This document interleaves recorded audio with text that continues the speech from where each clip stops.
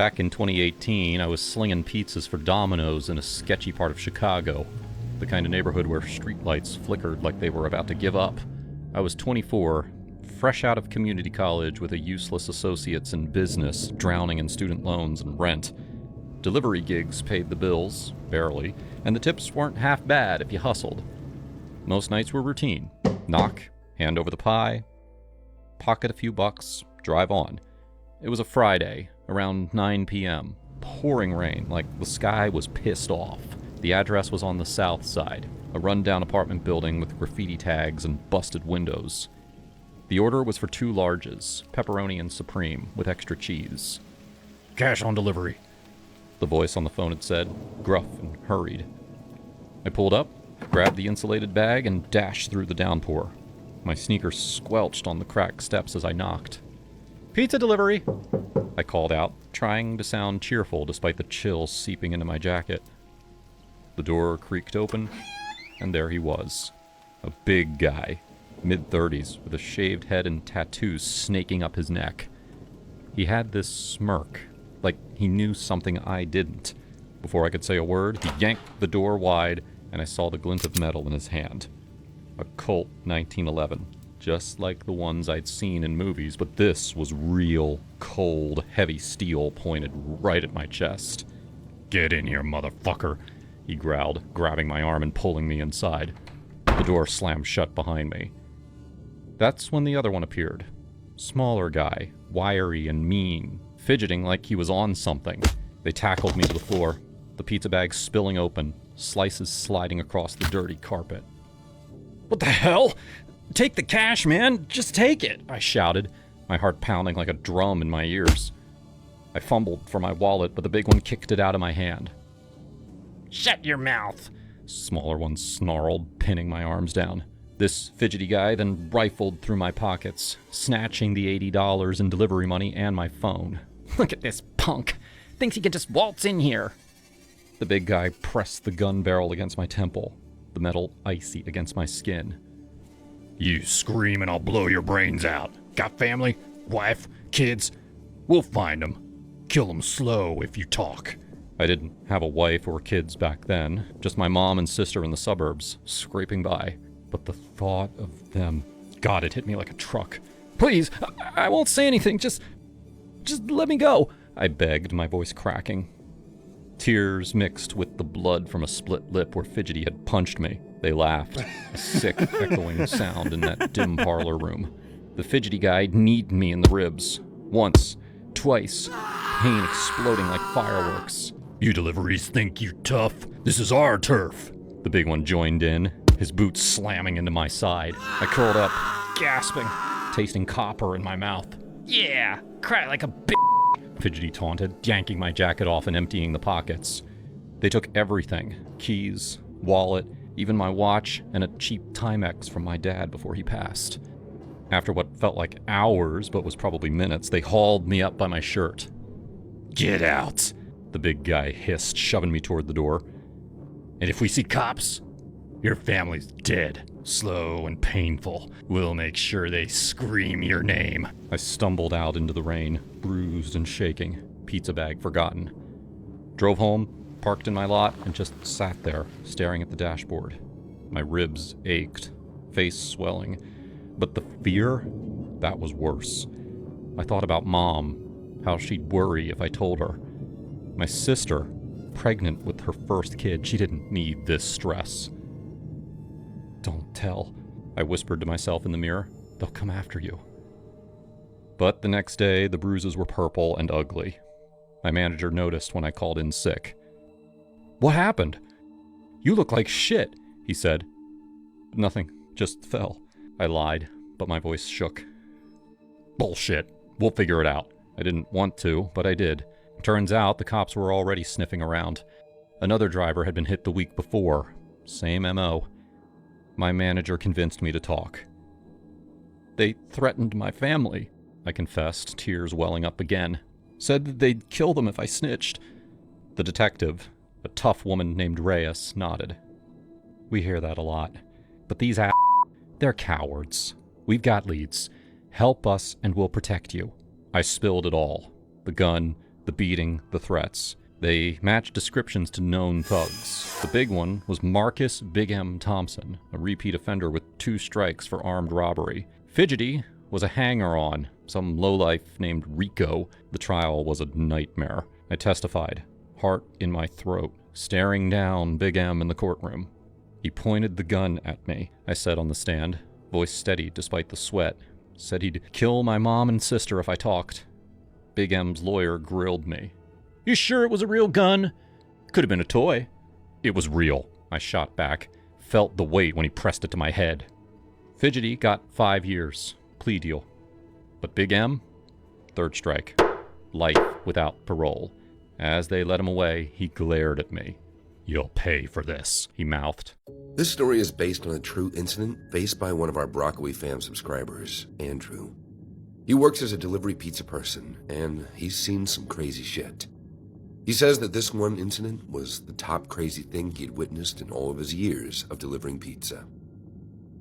It was the summer before my senior year in college, and I was working late shifts at Tony's Pizza Shack to save up for tuition. The job wasn't glamorous, but it paid the bills and offered a front row seat to the weirdness of a small town.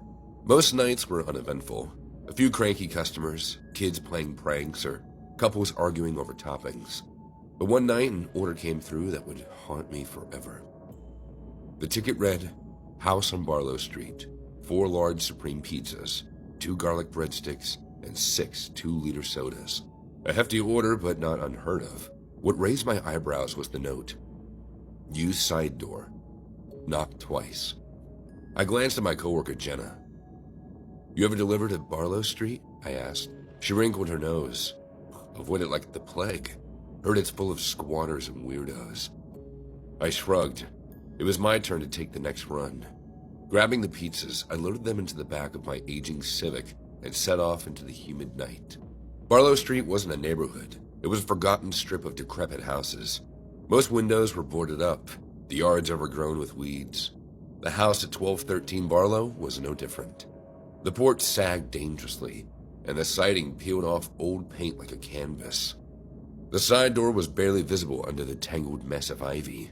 Balancing the stack of pizzas, I knocked twice as instructed. Moments later, the door creaked open, revealing a man in his 40s, thin as a rail, with sunken eyes that darted nervously. You're late, he said, his voice gravely. Traffic, I lied. That'll be 6285.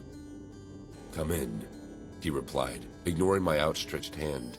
Oh, I'm good right here, I said, shifting my weight. Too much for you to carry, he insisted, his tone hardening.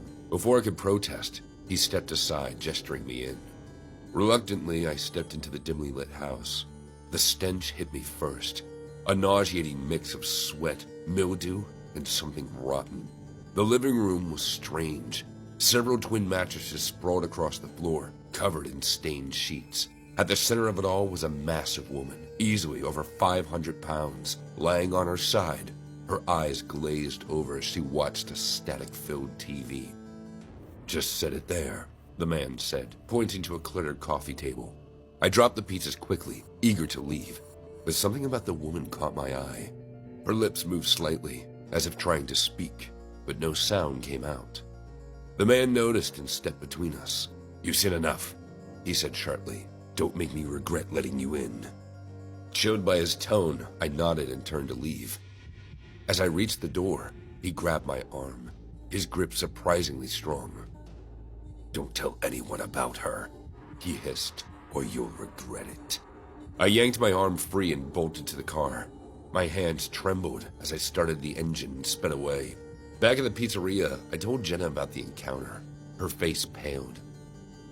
Oh, that must be Sheila, she said. Who? I asked. There's this urban legend about a woman who used to live on Barlow Street. She's been bedridden because of her weight, and the local drunks take care of her. Except that's not exactly good Samaritans. What do you mean? They use her, Jenna said quietly.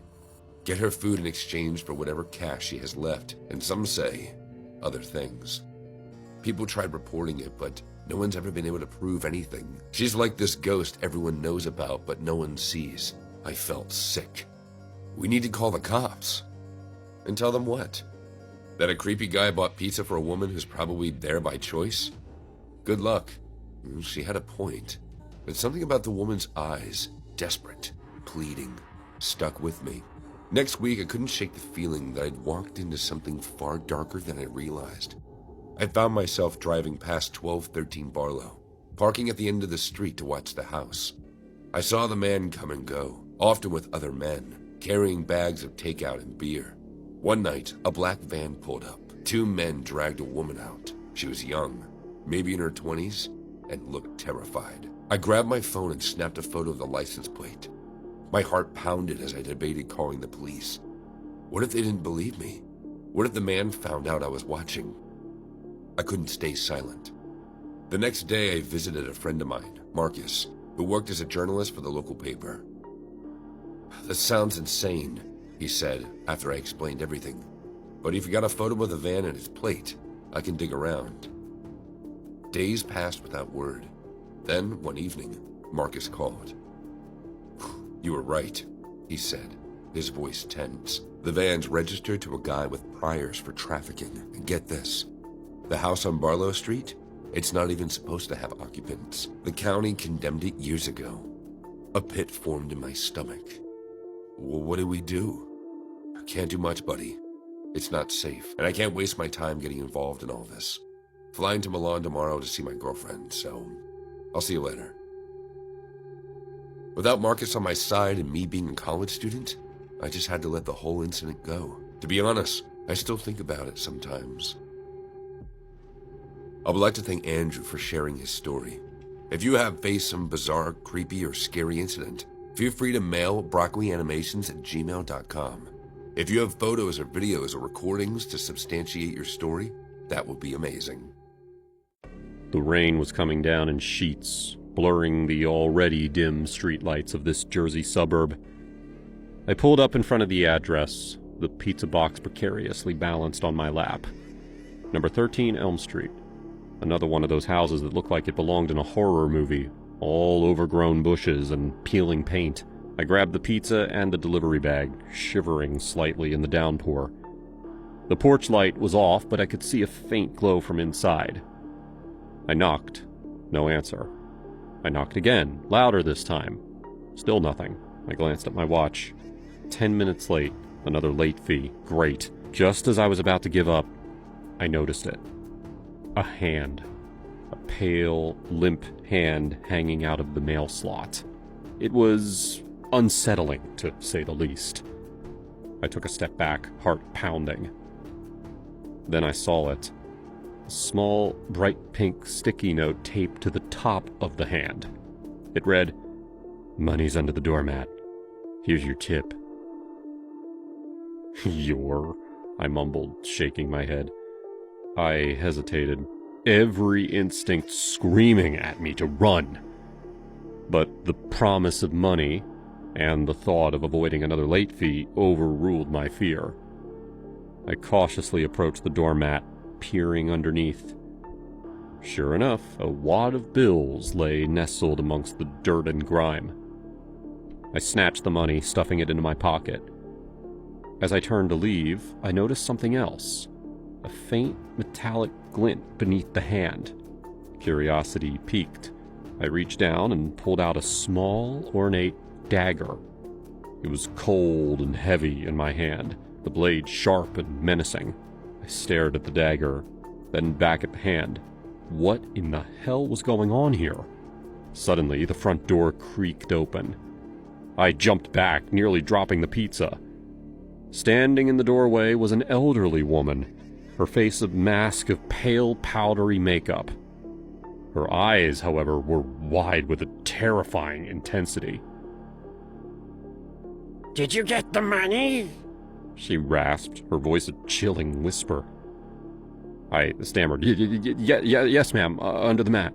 She nodded slowly, her gaze lingering on the dagger in my hand. "Good.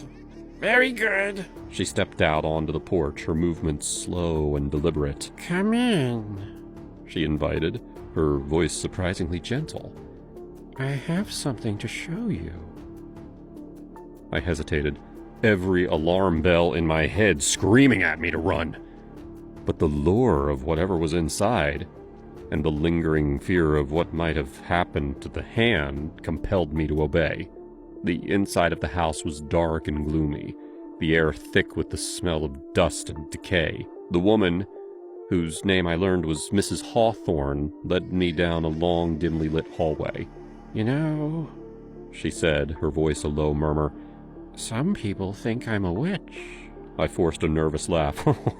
"I wouldn't believe that, Mrs. Hawthorne." She chuckled, a dry, rattling sound. They're not far off the mark. I have a gift. She stopped in front of a heavy oak door. This, she announced, is my workshop. She fumbled with the lock, her hands trembling slightly. Finally, the door swung open, revealing a small, cluttered room. Shelves lined the walls, overflowing with jars filled with strange liquids, dried herbs, and animal bones. In the center of the room, a cauldron bubbled over an open fire. Mrs. Hawthorne turned to me, her eyes gleaming. I saw you, you know. You hesitated. Fear gripped you. But you took the money. You're a survivor. I felt a shiver crawl down my spine. I don't know what you mean, Mrs. Hawthorne. I see potential in you, she continued, ignoring my protests. Raw ambition, a hunger for more. I can help you achieve your desires. She gestured towards the cauldron. This, she whispered, is my elixir. It grants power, wealth, anything you desire. I stared at the bubbling potion, mesmerized. My mind raced. No more late fees. No more struggling to make ends meet. I could have anything I wanted. All you have to do, Mrs. Hawthorne continued, her voice hypnotic, is drink from the cauldron. I felt myself drawn to the cauldron, its promise of wealth and power intoxicating. But then I remembered the hand, the dagger. I remembered the fear that had gripped me when I first saw it. What happened to the hand? I asked, my voice trembling. Mrs. Hawthorne's smile faded. That was a test. I felt a wave of nausea wash over me. A test? Yes, she said, her eyes hardening. A test of your courage, your resolve. You passed. She reached into the cauldron with a long, gnarled finger and dipped it into the bubbling liquid. Then she turned to me, her eyes filled with a predatory gleam. Now, she hissed, drink. I backed away from her, fear finally overriding my greed. No, I gasped. I don't want it anymore. Mrs. Hawthorne's smile returned. Too late, she said. She lunged at me, her hand outstretched, the potion dripping from her fingers. I screamed and scrambled backwards, tripping over a stray bone and falling to the floor. I scrambled to my feet, my heart pounding. I had to get out of there. I ran towards the door, but Mrs. Hawthorne was faster. She blocked my escape, her eyes burning with an unholy light. You will drink, she hissed, her voice echoing through the room. I turned and ran, not knowing where I was going, just desperate to escape. I stumbled through the dark house, bumping into furniture, gasping for breath. Finally, I reached the front door, bursting out into the pouring rain. I didn't stop to look back, just ran until I reached my car. I sped away from the house, my heart still pounding. I didn't look back, I didn't even slow down. I just kept driving further and further away from Elm Street, from Mrs. Hawthorne, from the terrifying glimpse into the world of darkness and deceit. I never went back to that neighborhood again. I quit my pizza delivery job that night. The memory of the hand, the dagger, and Mrs. Hawthorne's chilling smile forever etched into my mind.